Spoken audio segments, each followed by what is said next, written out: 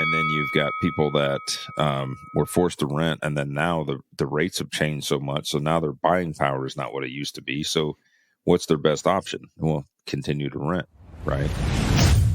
We used to go over to the Deerfield Lights in Plano, but my blood pressure can't handle Deerfield Lights anymore. And so I got stuck. One day I got stuck there. I'm like, I got to get out. I was going to say, what is it about that? What made your blood pressure go up, Ashton?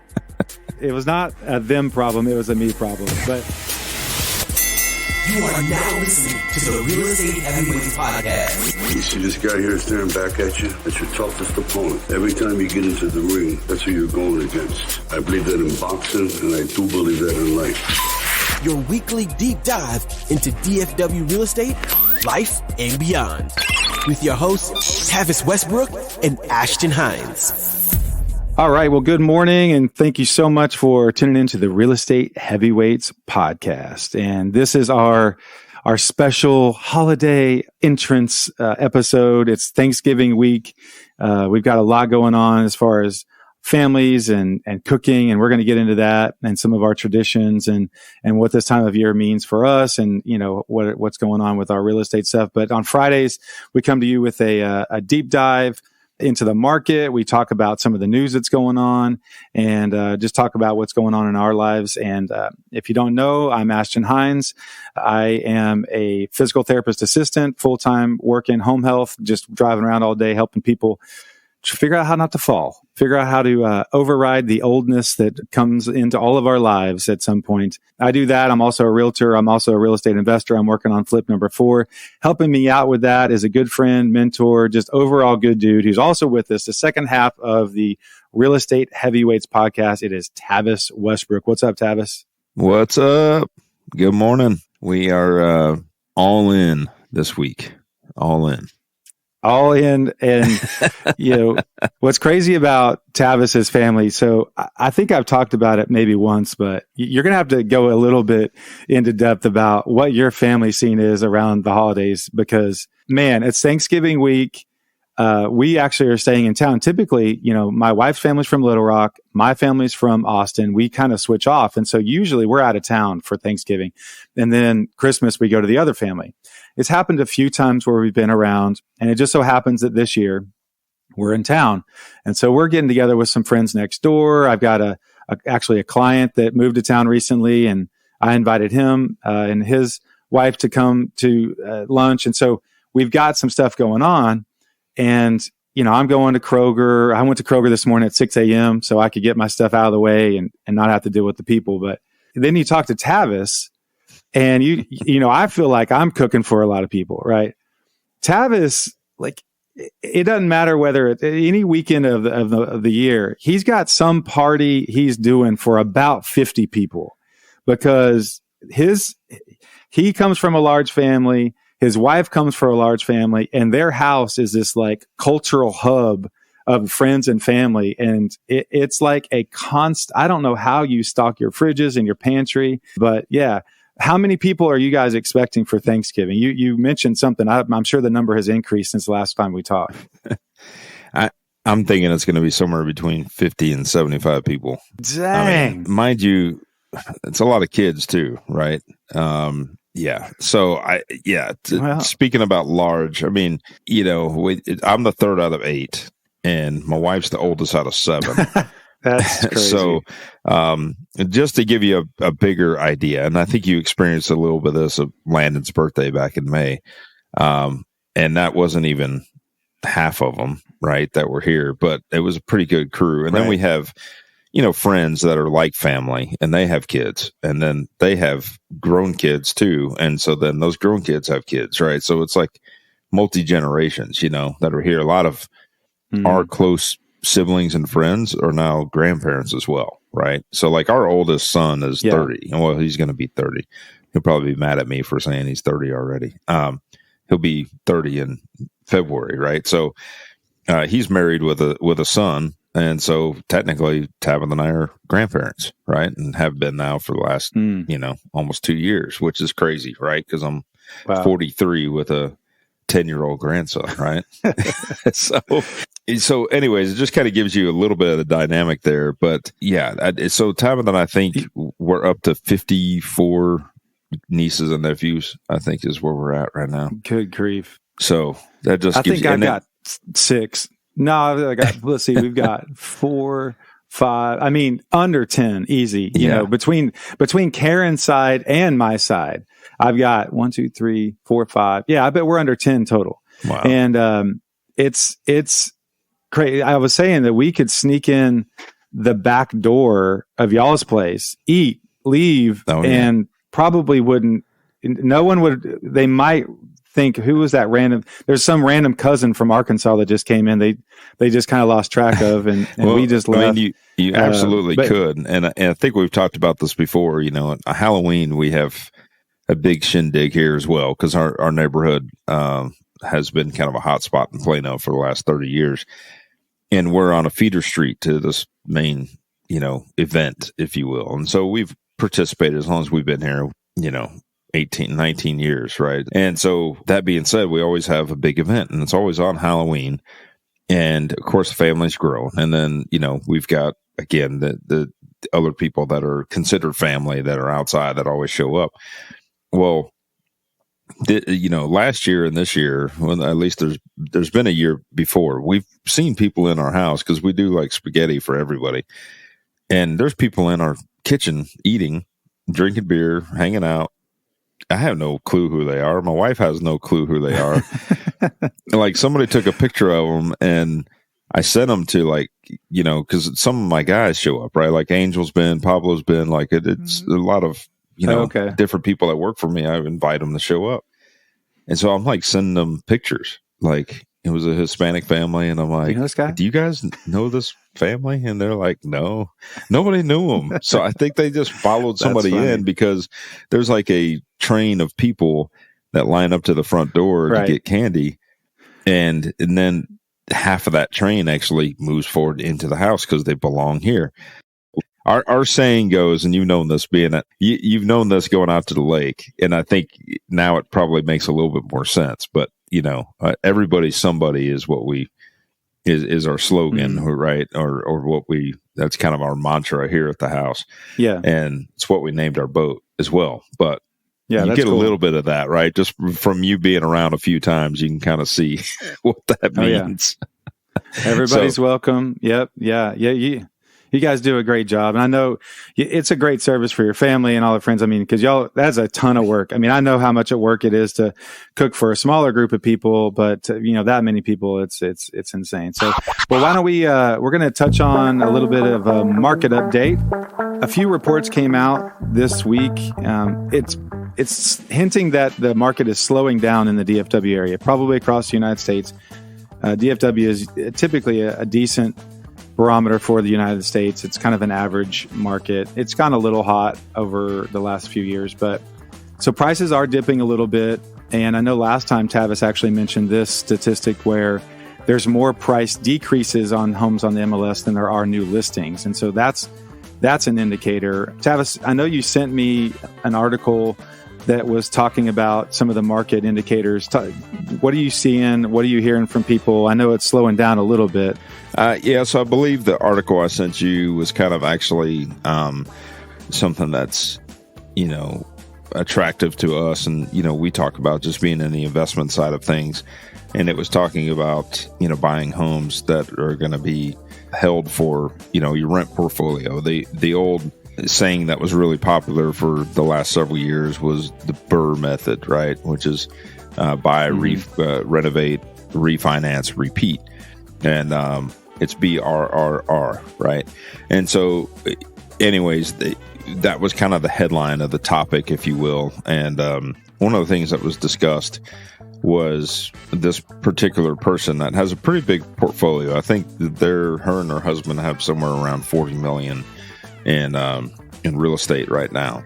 And her target is kind of outside of the metro DFW. She kind of hits these outlying areas, these outer counties, if you will, and a lot of lower end price points on stuff. But I think she's targeting new builds in the outside areas and putting more money down, so 35% to get more of a premium rate. She says that with her bank, she's able to get somewhere in the high 6s and 7s. But she's doing kind of more of like a bulk type of loan, right? Where it's like multiple properties or a portfolio type of loan. And so doing that strategically, she can do that with a more long-term fixed rate versus doing something that's, a short term, or like most of my bank loans, for instance, have a 5-year maturity on a 20 or 25-year amortized loan. That being said, her comment was right now there's still new builds going on, and these accelerate really well if you're attacking some of these outlying areas that are in new construction. Obviously, maintenance-wise is going to be extremely low, and your insurance rates are going to be great because it's a brand new construction, but the appreciation is huge. And so in her concept, it's like, well, it's not as much of a cash flow game. We're putting a little bit more money down, but we're investing in these properties in these outlying areas, and rents are increasingly high, and they're going to continue to go up because of inventory that's out there. And inventory has been statistically low when it comes to what's out there. I mean, we're still feeling the effects from a couple years ago when inventory was low and a lot of the housing was bought up and things like that. So a lot of people that couldn't buy have been forced to rent. And then you've got people that were forced to rent, and then now the rates have changed so much, so now their buying power is not what it used to be. So what's their best option? Well, continue to rent, right? Because the buying power may have changed by $1,000 a month, in price points because of what the interest rates have done. So anyways, that was it was interesting to kind of hear it from that perspective. And I've heard that before, kind of looking at some of these outlying areas, especially like when you look at where business growth is and things like that. When you look up north, in Grayson County and stuff up there bordering, southeast Oklahoma and stuff like that, different things that are coming up. Yeah. So things are definitely, in the DFW area, things are definitely creeping north. There's actually a good bit of development, Waxahachie area, kind of going back towards Waco. So, there's several places that you can see development, but a lot of it for us is up in the Salina, north of Frisco, north of McKinney, creeping towards Oklahoma. And I think that build to rent model is really interesting.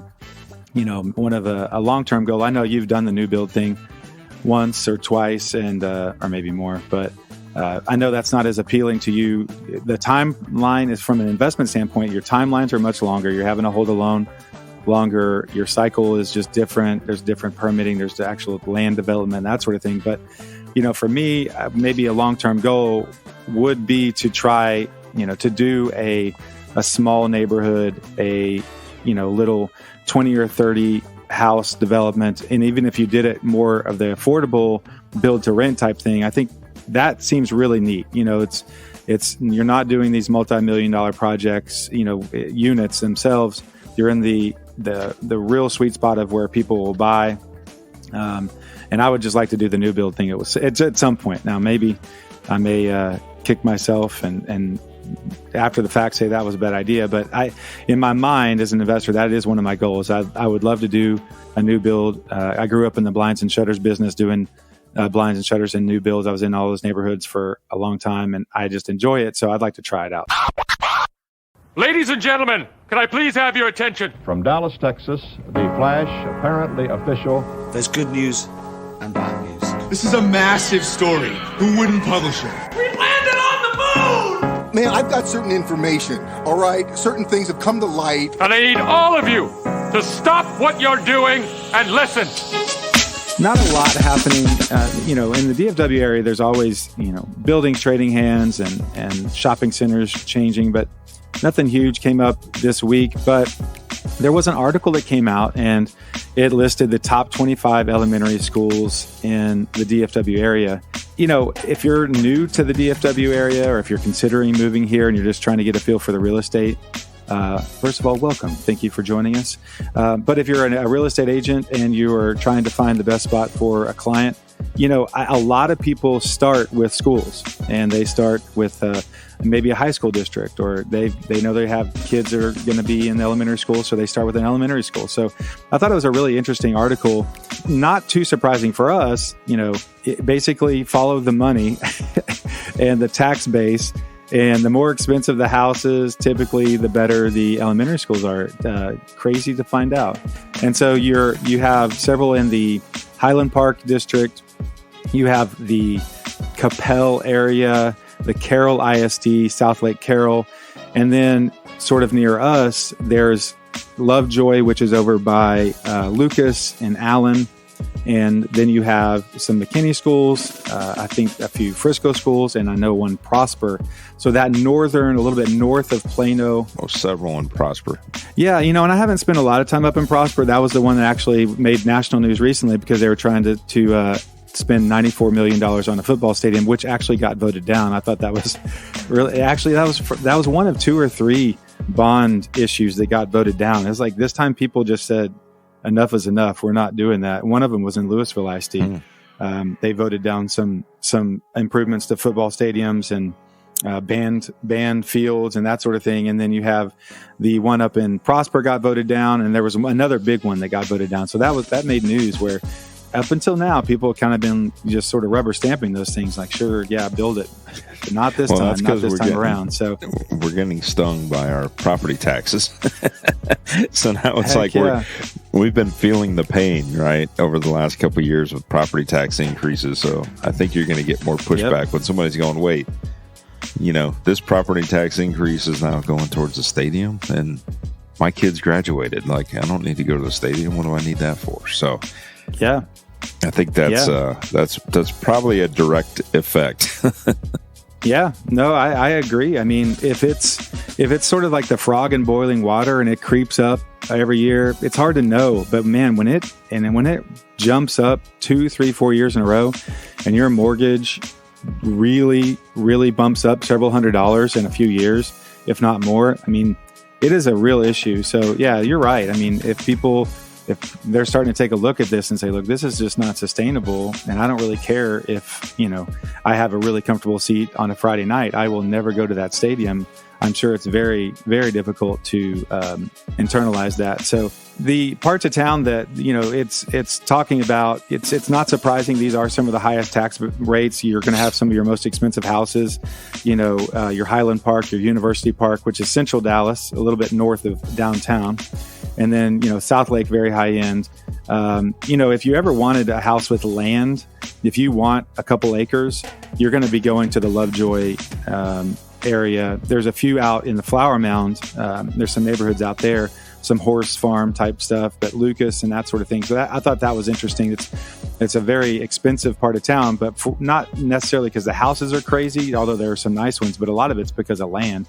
So if you want to live the I own a horse life here in DFW, you're definitely going to the Lucas area, or over towards Flower Mound, a little bit out that way, Fort Worth, on the borders out there. So, but you can find some great schools, obviously. Anyway, just wanted to give a little nod to that article that was talking about some of the highlights for our school districts. I always like, we were talking briefly about this, I always like having a little bit of a marketing angle when I'm selling a house. And, I start with the school district, and for instance, I just sold one up in Frisco, and I knew that we were the cheapest 3-bedroom or 4-bedroom and with this square footage in a high school area. And Tavis, you agree with that to an extent, but you had a little bit of another take on that. So give me your take there, and then we'll move on to our next section. We're going to talk about a little bit more about holidays.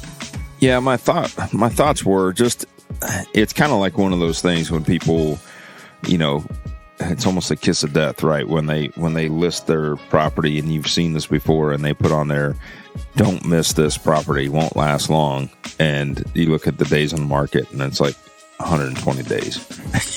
Yeah. So that's kind of my take. You can edit that. You should go edit that. Yeah, you should definitely take that out at this time, right? that's part of my thoughts. Is just you had mentioned that before about a property and saying, hey, I should market that, that we're the lowest priced in this area or in the school district. At the end of the day, it's kind of relative. I think it's more about the overall package. And one of the thoughts that we had touched on was, in this day and age, you might see it happen on the investment side where people point and click with a mouse and say, I'm buying this house. But traditionally speaking, when you're selling to the retail market, that's not going to happen. Somebody physically needs to walk in that house and make a decision if that home is for them. And my years in real estate, at the majority of the time, somebody's top pick on what I send them or what they're showing me that they found on the internet is usually not the one that they end up going with, right? And that could be for multiple reasons, but a lot of times it could be that you have one property that looks really, really good on the marketing, and then you show up and it's not that at all, or they left some things out that you didn't know about until you physically walk it, right? It could be a location thing. It could be a funky floor plan. It could be that they highlighted the master bath and then all the rest of the bathrooms are dated or, et cetera. So it could be several things like that. It's always a bad sign when you have 36 pictures allocated on the MLS and they spend the first 7 or 8 on the foyer and then the next 7 or 8 on one bathroom. This is a red flag. Right. Because they have the option to go ahead and show the whole house. But for some reason, I'm getting the fourth angle of the fireplace. And I'm like, man, there's something, something's weird here. Yeah. Or you get 5 to 10 pictures of the front elevation. Right. How many different ways do you want to show me the front elevation of this home before I actually walk in the front door? Yeah, exactly. So no, that is one of those things. I mean, I think marketing is huge because I think at the end of the day, what I was telling Ashton is, look, at the end of the day, you need to get somebody in that door. So whatever your marketing is done through MLS, through pre-marketing, through Facebook, whatever it is, get somebody to walk through the door. So that has to do with, what your overall price is, what you're offering for the property as far as, function and purpose, and then location, right? So, I mean, location. So first off, it's going to be location driven, and then, price and how it fits in that pocket. And then any kind of cool features, any kind of, highlighted features that you can show that your home is unique compared to something else. So that way it drags people in the door. For sure. And I mean, that's where I look at it. I look at it from a value proposition. And if you're comparing your, for instance, we had people walking into that house in Frisco. I wanted to be able to give the value proposition. Like, look, this is the best value you're going to get for this money. For if you need 4 bedrooms, this is the best value you're going to get. And I wanted to have that to where it could at least have that in their mind. Like, if you're going to go shopping around, that's fine. Go find another 4 bedroom. If that's what you need, though, you're gonna spend another $100,000. This is a great house for this sort of maybe because of X, Y, and Z. But if you need this and you want this school district, this is the best option for you. So anyway, that's a little bit of the take on that. So, the home should speak for it. So it's kind of like what you're doing on your project right now. We feel really confident, and now we've got a location thing that we've got to overcome over there, but we feel like you're pricing it aggressively enough compared to the stuff that has sold recently that we're accommodating for that, to where that buyer coming in goes, can I get over that for the price? Can I get over the fact that backs to a busy road for the price point and everything else this home offers me? Like, this is an incredible package. Yes, I wish it was across the street, but if it was across the street, this home might be $25,000, $50,000 more money than what it's advertised for now, right? So that's where you have to kind of take that approach. All right. Well, it is the week of Thanksgiving. We're coming up on the Christmas, and we wanted to get into a special segment where we talk about our holiday traditions. And it is pertinent to real estate. And, I have a lot of clients that have come in from out of town. That's kind of, for whatever reason, the experience I've had with real estate. is I've actually concentrated a lot on open houses, and I just have people who are coming into town for a weekend. They don't know anyone. So I've had several people who have come in from out of state, and I just love showing them around town and tell them about different things that they have to offer. And so we were going to talk a little bit about kind of our holiday must-dos, must-haves, for our families and then around town. So I'll go ahead and start. For me, we've grown up in the DFW. We got here about 12 years ago, and so our kids were pretty young when we first got here. And so I love everything that Grapevine has to offer around this season. They have the Santa Claus train, which I guess booked up in June or July this year. You can't even get on there.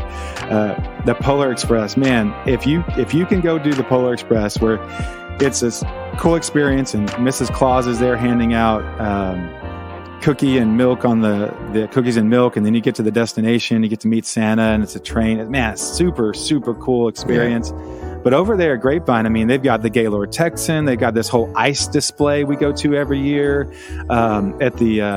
You can walk through, like, they build these huge ice sculptures. It's awesome. And the Gaylord just does an amazing job of decorating. So it's worth going and spending a night there or going to dinner there just to experience Christmas at the Gaylord Texan. And, downtown Lewis or downtown Grapevine, I just think they have got that time of year kind of figured out. So that, for me, we used to go over to the Deerfield Lights in Plano, but my blood pressure can't handle Deerfield Lights anymore. And so I got stuck. One day I got stuck there. I'm like, I got to get out. I was going to say, what is it about that? What made your blood pressure go up, Ashton? It was not a them problem. It was a me problem. But I was just stuck on the street and I couldn't get out. And it was just like gridlocked. I'm like, okay, we're out. I'm done. I'm done. And of course, my family wants to see one more street, and you don't want to be a big jerk around Christmas. So anyway, we'll do it from time to time. But Deerfield Lights, if you have never done it, I don't want to spoil your fun. Go check out Deerfield Lights in Plano. It's awesome.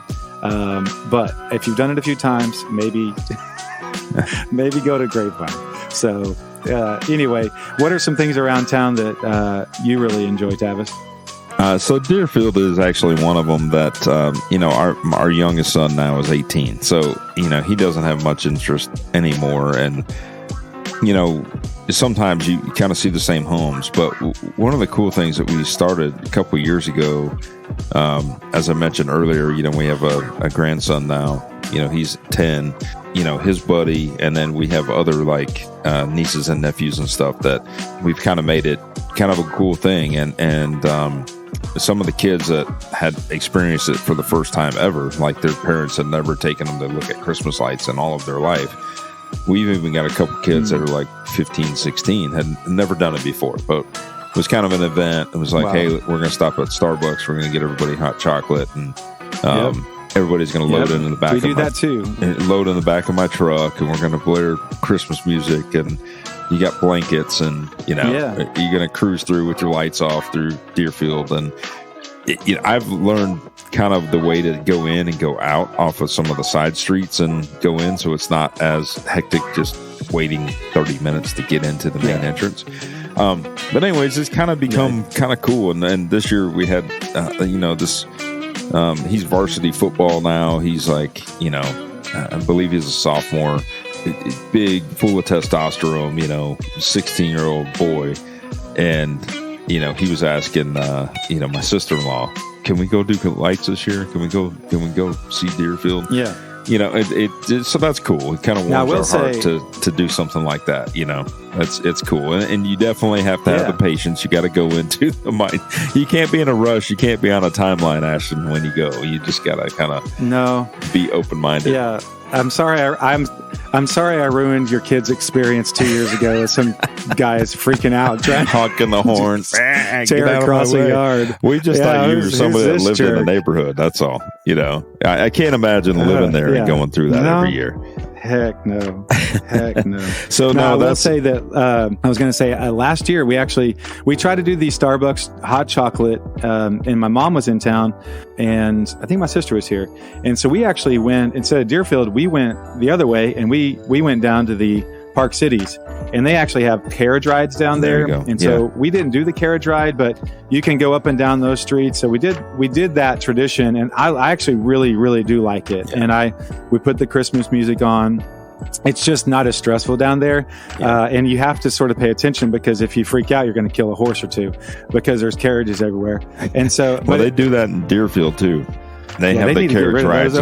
Deerfield, I can't handle Deerfield. No, they definitely have the carriage rides. I just can't do it there as well. Well, good luck with all that. But no, we've been down we've been down in Highland Park as well in the past. But no, that's something cool to do. I think you hit the nail on the head talking about Grapevine and the things over there.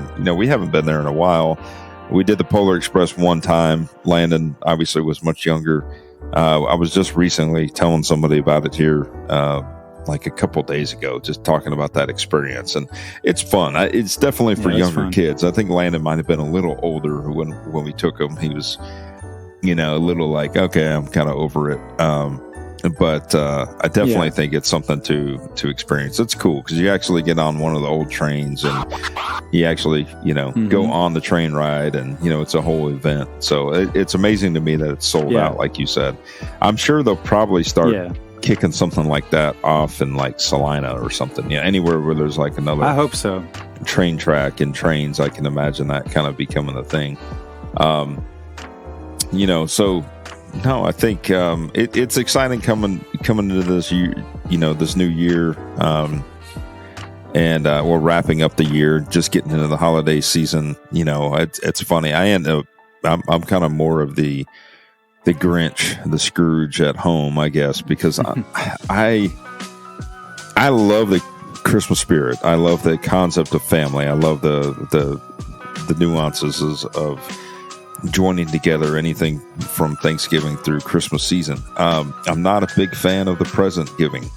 That's something I grew up and we didn't get a lot of presents, but we enjoyed the family time. And now my wife comes from the side that like goes bananas when it comes to giving, and she loves to give, and it's great. And that's her thing, is she absolutely loves it, and her sisters love it. Just along with that comes more stress, right? And then the thing that bothers me is like kids end up becoming to expect it, and that's what I don't like about it, right? Like it becomes an expected thing of gift giving or gift receiving, and I'm not a fan of that. I'm like, there's so much more here. Plus, with 50 people coming around, you have to flip another house just to finance Christmas. There's definitely, there's financial stress that kind of, spreads like wildfire throughout the family, and other siblings and other people that stress out, and like, they start like saving and buying stuff in like July and August, for Christmas. And I'm like, oh God, really? Yeah. I don't know. I'm definitely a little bit more of the Grinch. I'm labeled with that, but I will say, my wife spends inordinate amounts of time making bows and trying to make things look nice. And I usually protest on some level, but deep down, I do appreciate the effort, and it looks awesome. And I love the house looking nice, and I really, really do love this time of year. I actually just love, the fact that Shop's a Legacy and all that, they string the Christmas lights around the trees, and you can just drive around town. And one time a year, I like to go to a mall just once to walk through the mall and see the Christmas stuff, and kind of have that feeling of, that time of year. But I don't want to go, I get a little, that Deerfield nervousness just starts happening if I'm in a mall and there's just that, it's just too many people. It's just something's not right about it. Something's wrong. So I'll go to North Park one time, walk around, enjoy the Christmas spirit there, and have a great time with that. So, well, good deal, man. We've become more of the Amazon hub now. So like it's bad when you have two Amazon trucks pull up back to back with both beds, like right in the middle of, right in front of your house, and they're swapping gifts. Like we become like this hub of the neighborhood, because we're usually a pit stop. So, it gets a little crazy. But between Christmas and trying to get stuff for your next midterm, you definitely keep Amazon in business for sure. Oh yeah, so. Well, good, Neil, man.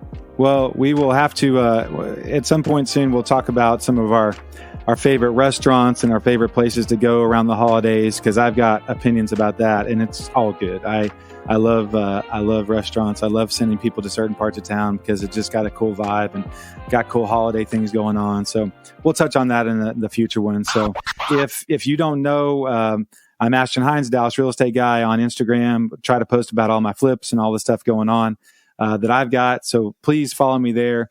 If you have not done so already, please like and subscribe to the podcast. We're on all the different platforms. You can link it. You can send a copy to a friend. And so all I want for Christmas this year is from one of our listeners or two of our listeners to send a link of our podcast to a friend and say, hey, you should check this out, because we're trying to make it to where it's useful to you and some value and fun and all that stuff. And so just say thank you by pushing the like button every once in a while and sending it to a friend. I would definitely love you forever. So Tavis, tell people how to get in touch with you, and we will check back with you next time. I'm Tavis Westbrook. And you can find me on Facebook. You can find me on Instagram. It's Tavis, like Travis, with no R. So look forward to hearing from you guys. And like Ashton said, please like and share and subscribe, and give us feedback. There is a review option there on the different platforms that we are broadcasted to. Look forward to seeing what you guys say and what you guys would like to see here in the future. And we'll talk to you next week. Yep. Talk to you next week. Thanks.